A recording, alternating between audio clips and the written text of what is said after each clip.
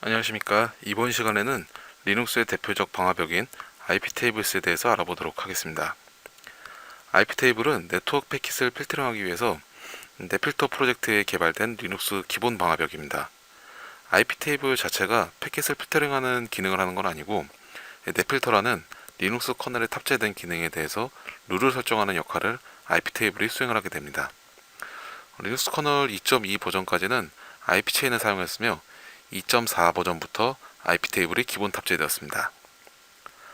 iptable은 4가지 기능이 있습니다. 첫 번째로 상태 추적 기능입니다.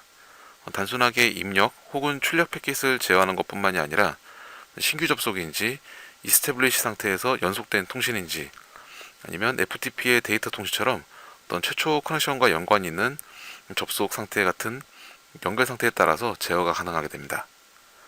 두 번째는 매칭 기능입니다. 출발지나 목적지 IP, 출발지나 목적지 포트, 프로토콜 등 이런 여러가지 조건에 따라서 매칭을 할 수 있는 기능을 제공을 합니다. 세 번째는 매칭되는 패킷을 로그로 저장하는 로깅 기능이 있고요. 네 번째는 외부 IP와 내부 IP에 대해서 NAT 기능을 하는 포트 포워딩 기능이 있습니다. IP 테이블의 구조는 필터, NAT, 맹글, 로우 이렇게 4개의 테이블을 통해서 패킷을 제어하게 됩니다. 입출력이나 포워딩 패킷에 대해서 허용 또는 차단을 하는 필터, 그리고 내부 IP와 외부 IP의 라우팅 제어를 하는 NAT, 패킷에 대해서 TTL 같은 패킷 항목 값을 수정하는 맹글, 그리고 상태 추적 기능을 제어를 하기 위해서 커넥션 트래킹 제어하는 로우로 이렇게 4가지로 구성이 되어 있습니다. 우리가 이제 일반적으로 방화벽 기능을 사용하는 테이블은 필터 테이블이고요. 이 필터 테이블에서 패킷을 제어하기 위해서 체인이라는 개념을 사용하게 됩니다. 필터의 경우에는 기본적으로 입력 패킷인 인풋, 그리고 외부 출력 패킷인 아웃풋, 해당 시스템을 경유하는 패킷인 포워드 3개의 체인을 사용해서 트래픽 관리를 하게 되고요. 여기에 사용자 체인을 추가로 구성을 할 수가 있습니다. IP 테이블의 동작 개념은 라우팅 기능을 하는 프리 라우팅, 그리고 출력 상태에서의 포스트 라우팅, 그리고 필터링, 앞에서 살펴본 인풋, 아웃풋, 포워드에 대한 필터링, 이렇게 3가지 단계로 구별을 해서 동작을 하게 됩니다. IP 테이블은 IP 테이블하고 해당 테이블명, 그리고 명령어, 체인 이름 이렇게 실행을 하게 되고요. 이런 명령어로 실행을 할 수도 있지만 기본적으로는 여러 가지 룰을 설정하기 때문에 이 환경 설정 파일에서 IP 테이블이라는 파일에 환경을 설정을 해서 동작을 제어할 수 있습니다. 이 IP 테이블을 구동하는 옵션에 대해서 알아보도록 하겠습니다. 첫 번째로 체인 옵션입니다. 체인 옵션은 해당 체인에 추가하는 A와 그리고 I가 있습니다. 둘 다 체인에다가 해당 규칙을 추가하는 건데, 이제 A 옵션 같은 경우는 해당 체인 마지막에 규칙을 추가하게 되는 거고요. I 같은 경우는 해당 체인 처음에 새로운 규칙을 추가하게 됩니다. 이 IP 테이블을 구성을 할 때 주의하셔야 될 게, 해당 IP 테이블에 여러 가지 룰들을 적용을 하게 되는데, 이제 각각의 여러 가지 룰 중이 중복되는 경우가 있습니다. 이제 그럴 경우에는 상위에 있는 룰이 우선적으로 적용이 됩니다. 그렇기 때문에 이 룰을 추가하는 순서가 상당히 중요합니다. 그 밖에도 규칙을 제거하는 거라든가 체인 이름 변경, 사용자 정의 체인 생성, 규칙 수정이나 목록, 체인 삭제 이런 옵션들이 있고요. 이런 기본적인 체인 옵션들은 숙지를 하셔야 되겠습니다. 그 다음에 실제적으로 이 룰에 대해서 사용자가 정의한 룰에 따라서 패킷 매칭을 하는 패킷 매칭 옵션이 있습니다. 여러 가지가 있는데요. 대표적인 옵션을 살펴보면은 어떤 출발지 IP 혹은 호스트명, 네트워크 이름을 통해서 이제 제어를 할 수가 있고요. 옵션은 -s 혹은 마이너스 하이픈 2개의 소스 같은 표현입니다. 그리고 목적지 네트워크 주소에 대해서 제어할 수 있는 D, 그리고 출발지 포트, 목적지 포트, 그리고 포트 같은 경우에는 이렇게 범위를 콜론을 통해서 범위를 지정을 해줄 수도 있습니다. 맥 주소가 있고요. 그리고 패킷 해당 프로토콜, 뭐 TCP라든가 UDP, ICMP 이런 프로토콜 지정할 수 있고요.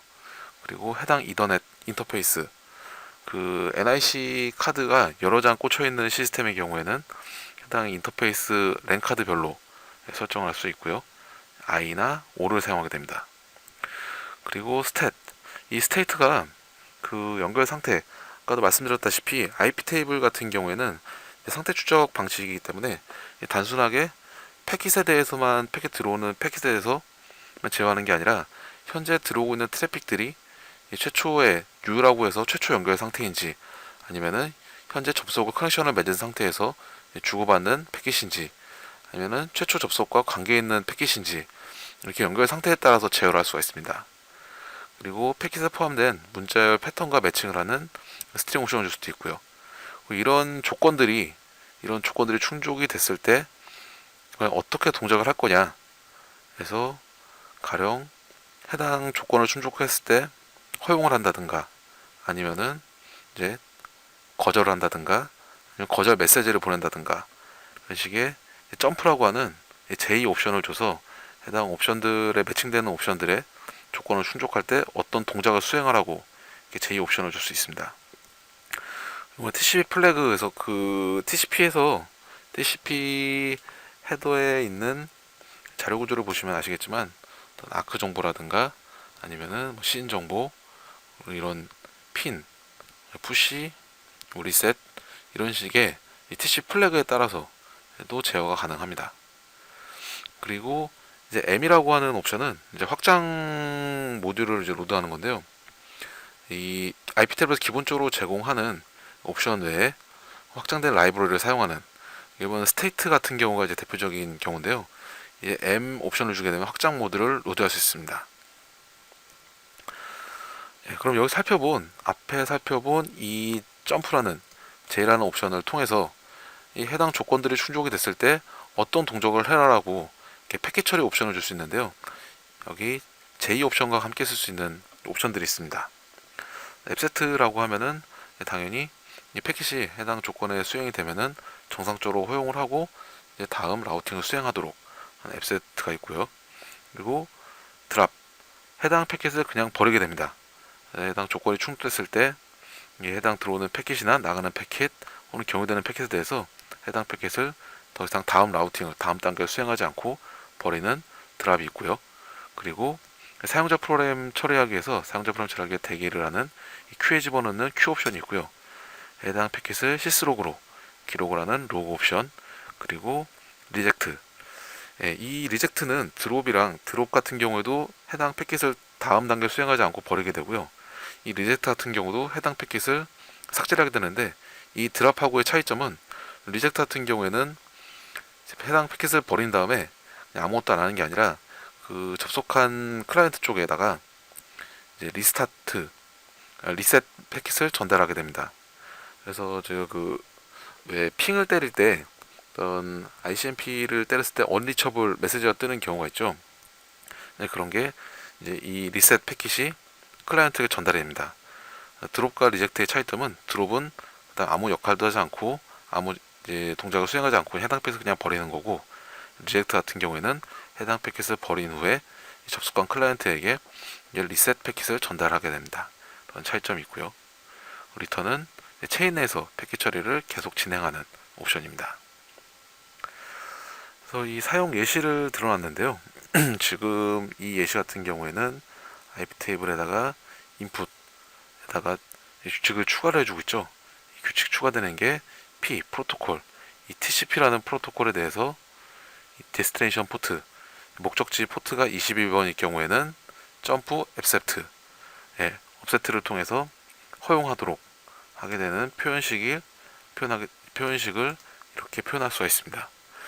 이 옵션들이 상당히 많은 것 같은데, 실제로 몇 번 사용을 해보시면은 금방 다 약자들이 다 의미가 있는 약자들이기 때문에요. 금방 암기가 가능하실 거고요. 그리고 뭐 TCP 래퍼 역시도 어떤 리눅스에서 들어오는 이제 패킷에 대해서 제어를 하는 그런 방식인데, 한번 두 개의 차이점, IP 테이블과 TCP 래퍼의 차이점은 참고 삼아 보시면 될 것 같습니다.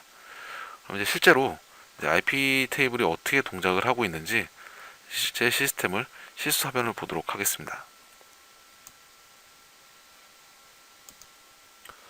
예, IP 테이블스에 룰 설정된 환경 상태를 확인해 보려면은 대문자 L 옵션을 주면 됩니다. IP 테이블스 대문자 L 옵션을 주게 되면요, 예, 보시는 것처럼 인풋 체인, 포워드 체인, 아웃풋 체인에 대해서 이렇게 환경 설정들이 되어 있는 거 볼 수 있고요. 그리고 추가 체인으로 RH 파이어월이라는 체인이 보이는데요. 이 RH 파이어월 체인은 레드햇 계열 리눅스에서 이 인풋, 포워드, 아웃풋에 대해서 제어하기 위해서 추가로 디폴트로 추가해 놓은 체인입니다. 그래서 보시면은 해당 정책들에 대해서 허용을 하는 업서트가 걸려 있는 것도 있고요. 그리고 거부를 하는 리젝트 정책도 보이는데요. 이제 프로토콜들, 제어하기 위한 프로토콜들도 전체 ICMP, UDP, TCP, 그리고 네트워크 대역, 소스 IP, 그리고 프로토콜들과 그리고 데스티네이션 포트들, 연결 상태들에 대한 제어가 설정되어 있는 것을 확인할 수 있습니다. 보통 IP 테이블 같은 경우에 룰을 설정을 할 때 여러 가지가 좀 복잡하게 다양한 룰들이 설정되기 때문에 IP 테이블에다가 이제 바로 규칙을 추가하는 경우보다는 환경 설정 파일을 통해서 해당 환경 설정 파일에다가 룰들을 정리를 해놓고 적용시키는 방식을 주로 사용하게 되는데요. IP 테이블의 환경 설정 파일 경로는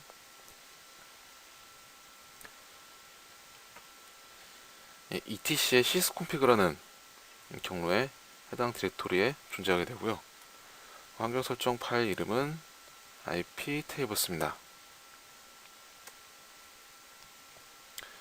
해당 파일을 열어보면요, IP 테이블에 대해서 정책들을 설정해 놓은 이 룰들을 확인할 수가 있는데요.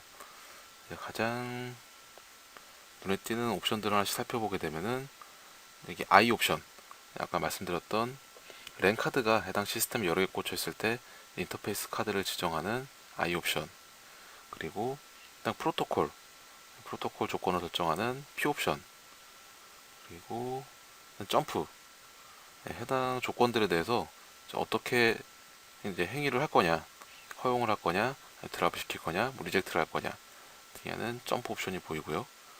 프로토콜과 데스티네이션 포트, 현재 시스템의 목적지 포트를 지정해 놓은 디포트 옵션도 보이고요. 그리고 여기 M 옵션, 아까 말씀드렸던 어떤 확장 모듈에 대해서 확장 라이브러리를 사용한다고 이제 선언을 해주는 M 옵션이 보이고요. 이 스테이트 같은 옵션을 사용할 때 이 M을 설정을 해줘야 되는데요. 현재 이 상태에 대해서 이스태블리시, 어떤 최초의 커넥션을 맺고 그 커넥션을 맺은 상태에서 추가 통신을 하는 이스태블리시나 릴레이티브, 그 FTP처럼 해당 프로세스에서 커넥션을 맺고 그리고 추가로 관계 있는 새로운 접속을 하게 되는 릴레이티브가 설정이 되어 있고요. 그리고 스테이트에 뉴라고 되어 있는 것들은 최초로 접속을 하는 어떤 기존의 어떤 접속이랑 상관없이 기존에 아무 접속 없이 처음으로 접속을 시도하는 경우에 이 상태를 뉴라고 설정을 할 수가 있습니다. 지금 이 상태 추적 방식으로 상태에 따라서 설정되어 있는 룰들을 보게 되면은 현재 이 데스티네이션 포트가 목적지 포트가 22번, 23번, 21번 이렇게 설정이 되어 있는데요. 이제 각각 FTP나 텔넷이나 그리고 시큐어 호스트, 시큐어 터널을 통해서 접속을 하고 있는 시큐어 셀 설정이 되어 있습니다. 실제로 이 룰들에다가 직접 추가로 룰을 설정해 보도록 하겠습니다. 추가로 룰을 설정하기에 앞서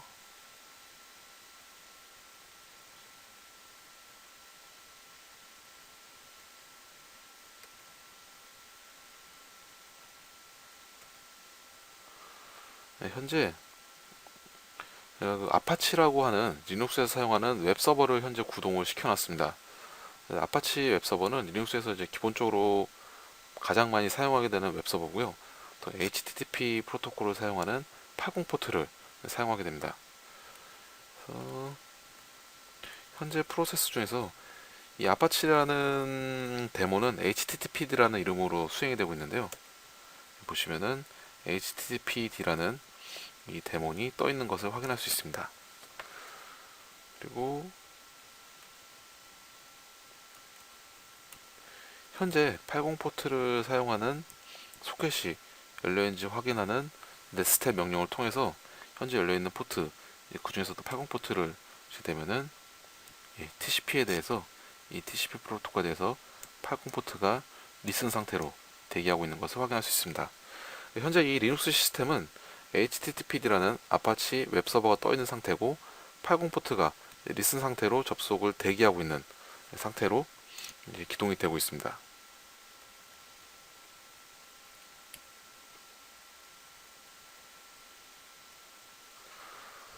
현재 이 서버의 IP인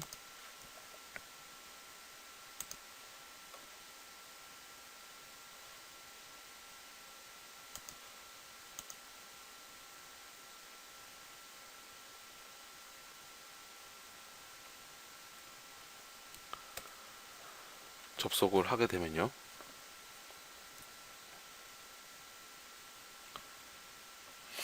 계속 응답을 기다리는 중인데 연결이 되지 않고 있습니다. 여기서 이제 알 수 있는 사실은 아까 보셨던 것처럼 IP 테이블에 이 80 포트 룰에 대해서 허용을 하는 이제 웹페이지를 표시할 수 없습니다라고 뜨고 있죠. 실제로 이 해당 서버에서 80 포트가 HTTP 서비스를 하는 80 포트가 열려 있는데도 외부에서 접속할 수 없는 이유가 IP 테이블에서 80 포트를 허용하고 있는 룰이 설정이 안 되어 있기 때문입니다.